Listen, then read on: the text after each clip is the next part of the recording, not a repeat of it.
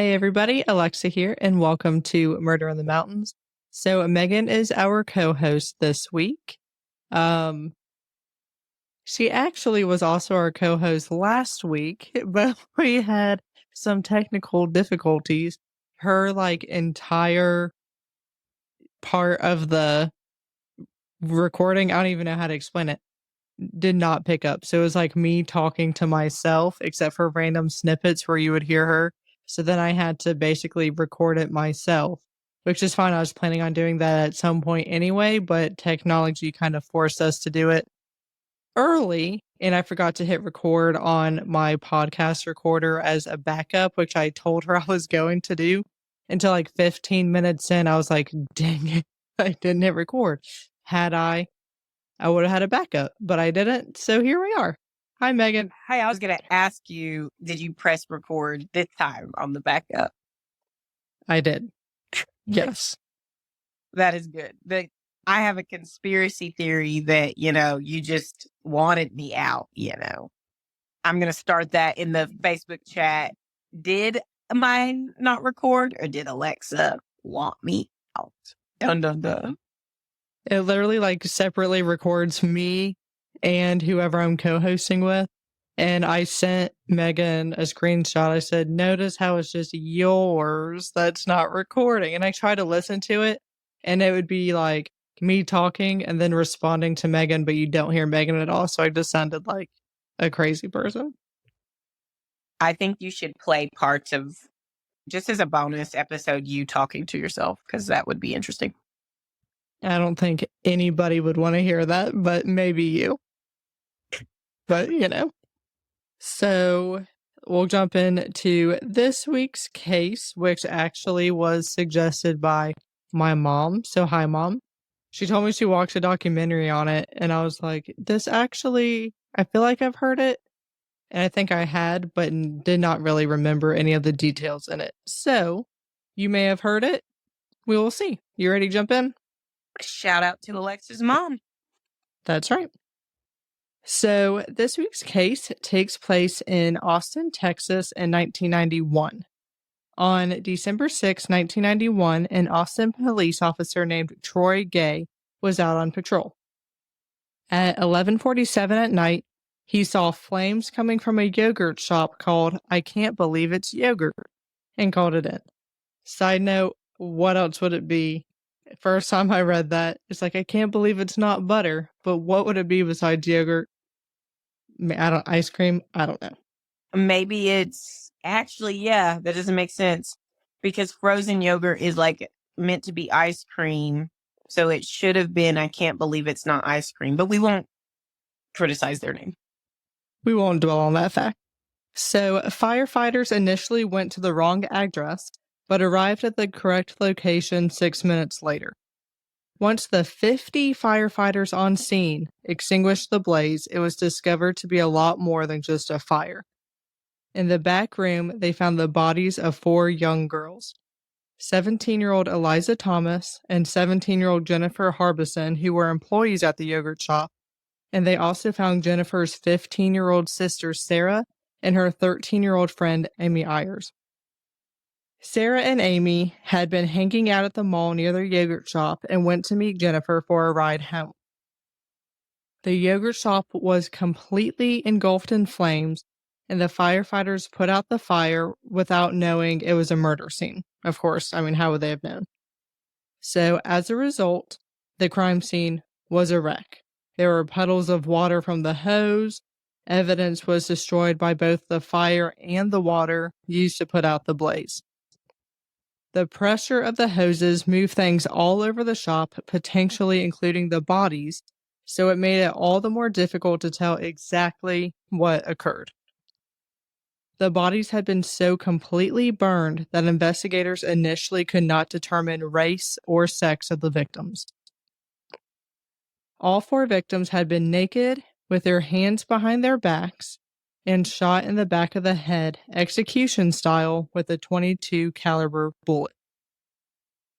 All of the girls, except for Jennifer, had their hands tied behind their backs with an article of their clothing, but Jennifer's hands were behind her back but not tied with anything.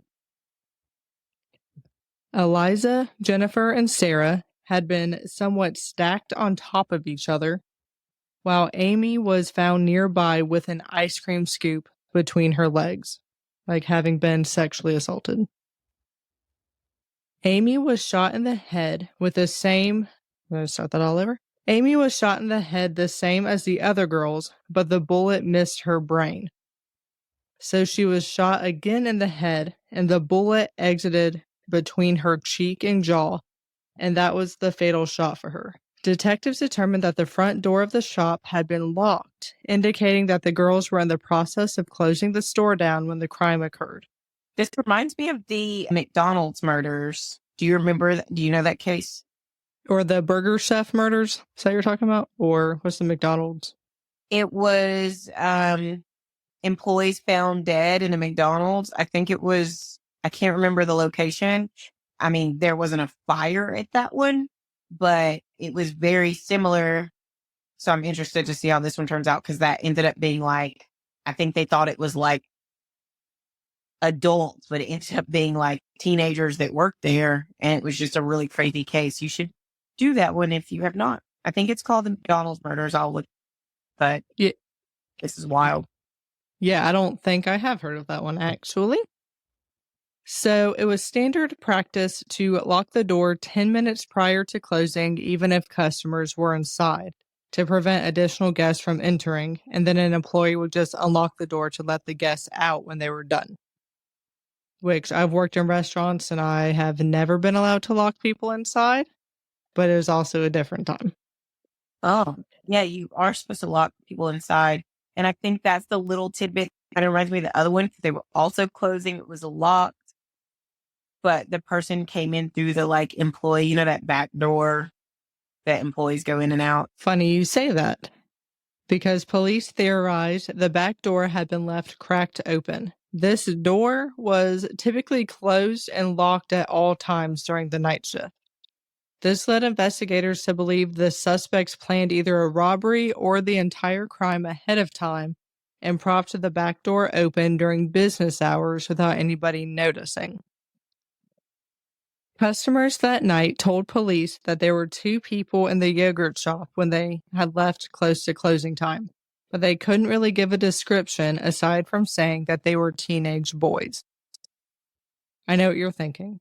How could you not give a description when there were that many people in there? Or, like not that many people in there. But how many times have you been in a place and not paid any attention to the other people in there? I would never be able to give a description of anybody. I would be the worst witness in the world, because I can never remember hair color or anything. My sister always makes fun of me, but it's just creeping me out. I can't wait. Not can't wait, but until you look up that other case, it's so similar. And I haven't heard of this one. So I'm like, this is so weird how close this is to that other case so far, minus the fire. Yeah, so like you said, like why would you try to remember details? Like it's not like anything's gonna happen. They're just other customers in the same restaurant as you. You know what I mean? Yeah.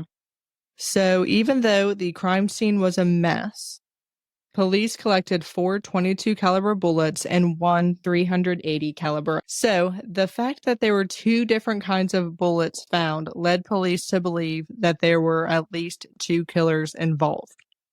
But if you listen to our case on the Walika murders, you know that that's not always the case, because that was one person just with two guns.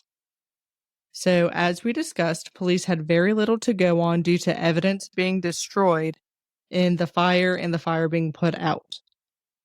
They questioned a lot of local goth kids because, it was the 90s and satanic panic was huge. They questioned 50 teens, had more than 2,000 tips, and had 50 false confessions for the crime. 50 false confessions. 50 people who claimed that they murdered 4 girls, but that the evidence proved otherwise. I'm confused. Do you think it's because they were young and scared, and maybe it's because the suspects were teens that they were just being pressured? It's alarming on multiple ends to me that there were, I've never heard of that many false people do it all the time, but I wonder if it was high pressure and young, so they just kept saying yes. That's really strange. It wasn't even all teenagers that gave the false confessions. Like a serial killer gave a false confession when he was about to be executed, like hoping for a stay of execution, which didn't happen. He was still executed. But yeah, it wasn't just teens. Because I mean, the only thing they have to go off of for the teens is, witnesses who couldn't even really give a description of them. Well, that's weird. Maybe false confessions are more common than I thought. So, with all of these false leads, police turned to the public and a billboard was put up on I-35 that read, "Who killed these girls?" Money was raised for a reward and $125,000 was listed for any information leading to an arrest. 8 days after the murders, 16-year-old Maurice Pierce was found at the North Cross Mall, which is the same mall that's next to the yogurt shop that Amy and Sarah were at the night that they were killed. And Maurice had a .22 caliber gun and 16 bullets in his pocket. Police knew their suspect was a teenage boy, per the witnesses at the yogurt shop, and that a .22 caliber was used in the murders, so they brought him in for questioning. When detectives began interviewing Maurice, he denied any involvement in the crime at all. They then brought in Detective Hector Polanco, Austin PD's notorious interrogator. Why was he notorious? Because he seemed to always get a confession.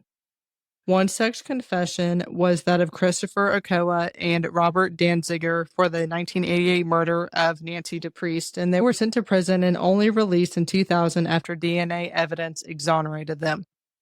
So, getting a confession all the time isn't necessarily a good thing when the evidence does not back up said confession.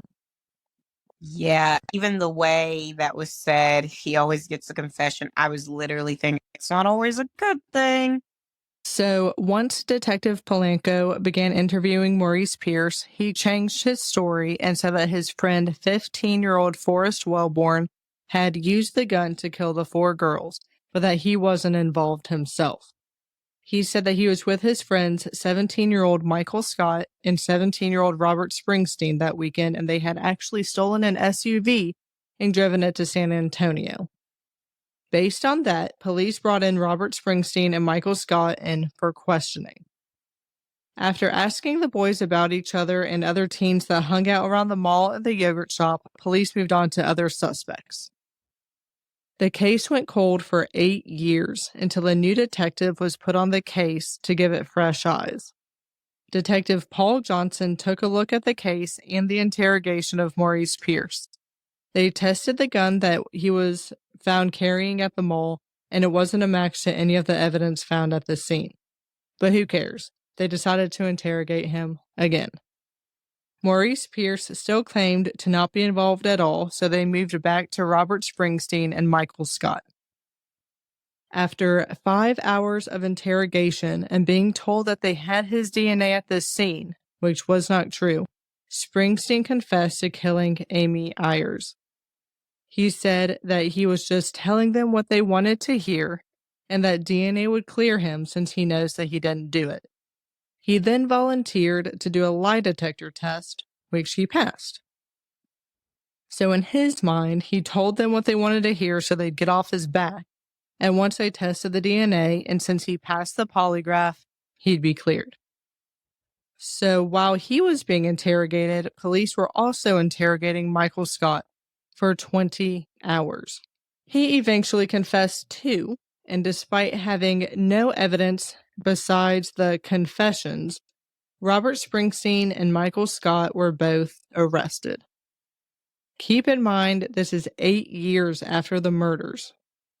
And even though a lot of evidence was destroyed by the fire, police had 4 unidentified fingerprints from the cash register and unidentified hairs found on the girls' bodies, none of which belonged to Maurice, Robert, or Michael. I have a feeling these are not the guys. So, who else was not so sure that it was the guys? Were the customers that saw the 2 people before closing. So they brought them in, and none of them could identify Maurice, Robert, or Michael as the boys that they saw that night. But the case still went to court, where the boys were tried separately, and the judge allowed the confessions of both boys in each other's trial. So here's a little bit of the transcript from Michael Scott's interrogation, and you can tell me what you think. Okay? Michael said, I don't remember going inside. The detective said, Michael. Michael said, Are you telling me I went inside? Detective said, I know you went inside. Let's finish this today. You went inside there with Maurice and Robert, and you know what you did. You've been doing great up until now. These things are coming back, but you know you went inside there with them. Michael said, I don't remember going inside. The detective said, Come on, Michael, you went inside. You said earlier we ran back out to the car, meaning you, Maurice, and Robert. You said we. Well, we did. Michael, you went with them inside that store. Michael said, Okay. Yeah, telling him what to say. And, we've heard this in several different cases where they're telling him what to say. And I get you can be a little tricky in interrogations, but it's just when they have high pressure cases like this and they want to put somebody behind bars, but I don't know why this is such a horrific and it sounded like brutal case, like put the right person behind bars. But yeah, he was definitely just telling him. And it's always a lot more like satisfying, even for the victims' families, if you hear an interrogation and the person's actually giving more information than the cops. And then you're like, oh, wow, this person knows a lot. They really did this. But when the cops are like reading it, it's like, oh. So, when asked what the girls were tied up with, here's what Michael said. A t-shirt, and I want to say electrical cord. Detective said, No, think harder. A t-shirt and something else. Michael said, and the detective said, I'm not going to tell you because you know. I want to hear it from you. Michael said, I'm trying to remember, guys. And the detective said, Something else. It was a t-shirt and something else. You helped Rob tie them up? And Michael said, I guess I did. The detective said, Yeah, you did. What were the girls wearing by the time they were tied up? What were they wearing, Michael? That's a gimme. That's an easy one. Michael said, Not a whole lot. The detective said, Not a whole lot. Michael said, Use their own clothes to tie them up. Detective said, Use their own clothes to tie them up. You and Rob. And by the time you were done, what were they wearing? Say it. Michael said, Nothing.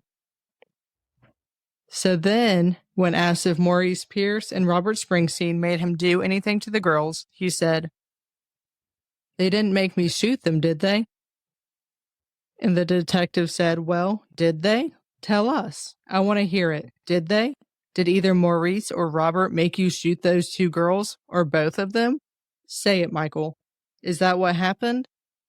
Michael said, I think so. He said, You think so? Michael said, I think so. Come on. Like, It's not good. like you said, I know they're able to use like sneaky, tricky techniques that even some are like questionable, like being able to lie to them, whatever. This is not a technique. This is clearly feeding them and whatever. Tell me it doesn't sound like the West Memphis 3 case. Almost exactly. Yeah, it does. And the thing, like I said, when you get kind of like, I hate to say excited, but like excited that you got a criminal is when they're like, when they lie about like, well, we found your DNA and they didn't find their DNA. And then the person says, well, oh crap. Now that they have my DNA, I'll just confess. And they give an what's the word? Coached. Yeah, coaxed response where they just start to feed you all these details and you're like, holy crap, he gave us more than we thought. But when they're like, no, what? You're making them guess what happened. Like, nope, that's wrong. Keep going. oh, their own clothes. Like, yes, what were they wearing? A little bit of nothing. No, no, no, no, no. Oh, nothing at all. Like, then it's just like, oh, okay. Now I'm not even comfortable. Like, as a person, if that was my family, I would want to know for sure. I wouldn't feel good knowing that they just got any old body in jail. I would want the person who did that to my family to be the person in prison. And the biggest thing for me was like, they didn't make me shoot them, did they? Well, I don't know. Did they? I want you to say it. Like, what? Yeah, that's like the most, yeah, it very Memphis 3. And then that other one that you told me to watch that I still barely watch. Making a Murderer. This is very Brendan Dassey as well. Yep. All right. So Robert Springsteen said that as soon as the confession of Michael Scott was played for the jury, you could just see and feel a shift in the courtroom. Like that was it. Their mind was made up. And in 2001, he was sentenced to death. In 2002, Michael Scott was sentenced to life in prison. And in 2003, charges against Maurice Pierce were dropped for lack of evidence, and he was released from jail. Wait, can you go over those one more time? One was sentenced to death.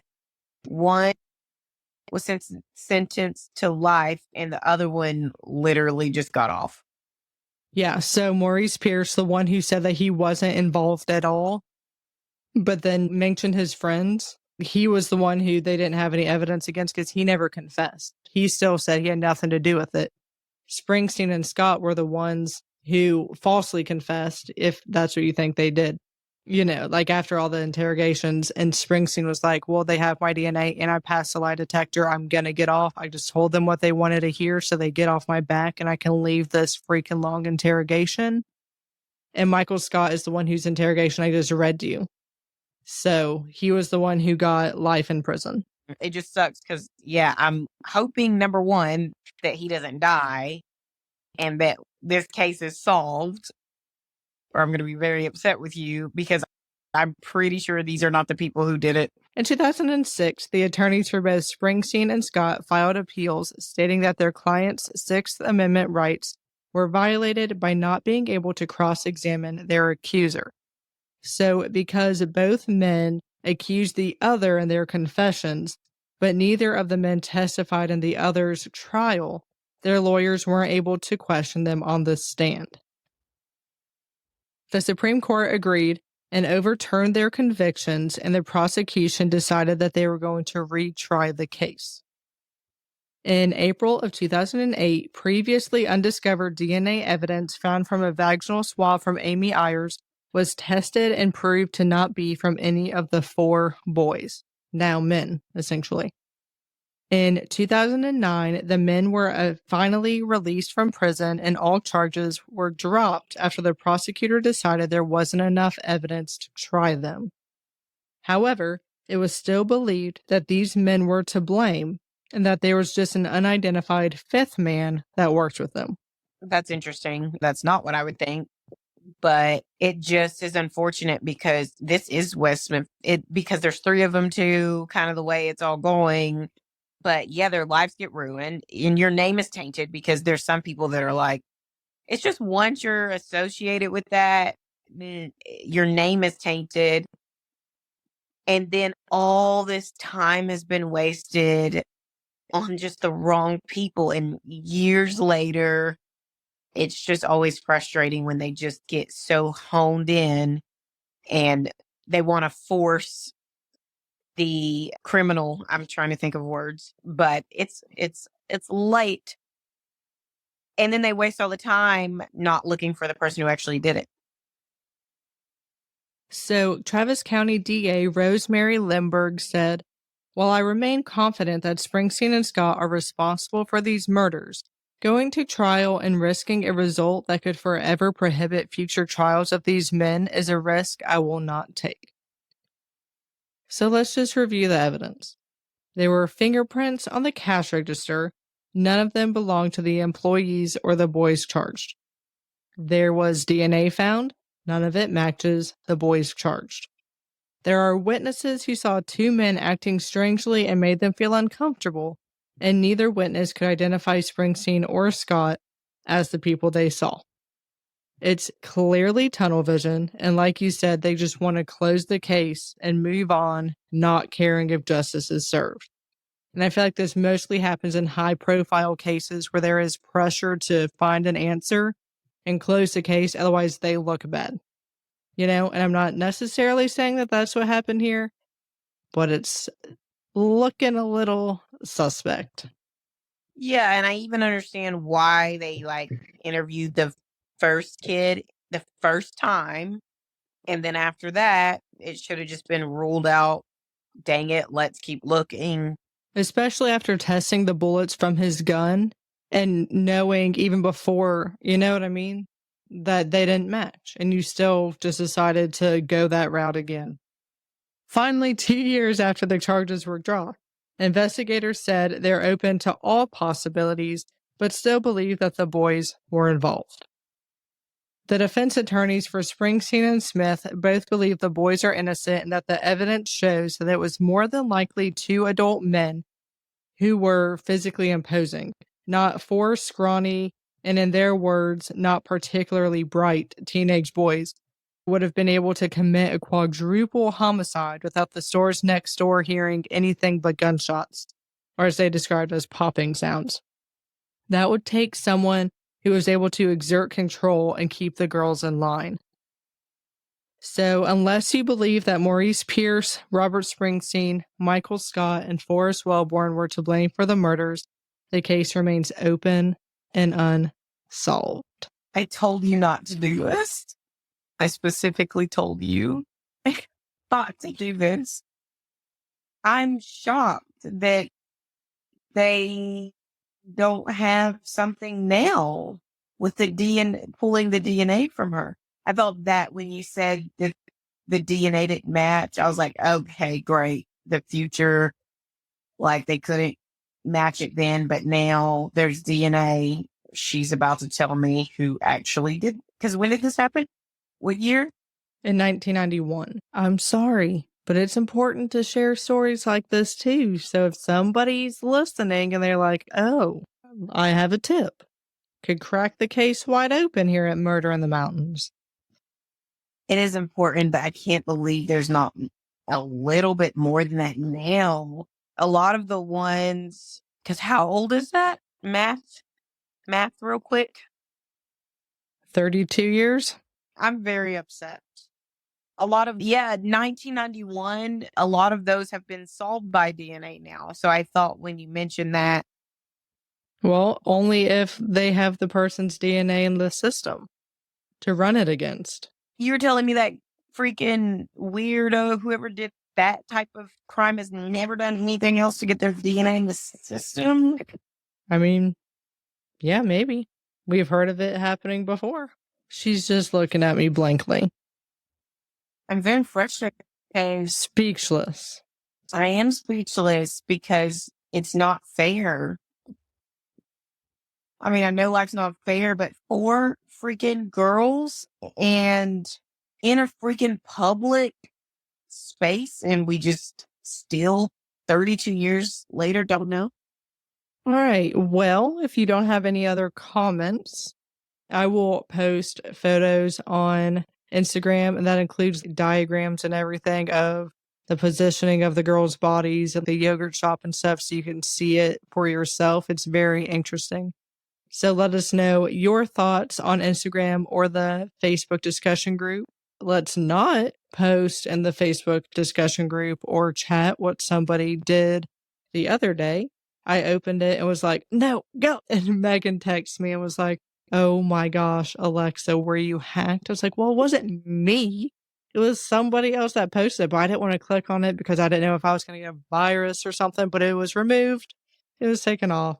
Crisis averted. Let's keep it, murder related. That would be good. Yeah, let's keep it PG-13. And follow us on Instagram at Murder in the Mountains. If you haven't already, please leave a review on Apple Podcasts or a rating on Spotify. And come back next week for another episode of Murder in the Mountains. See ya! Bye.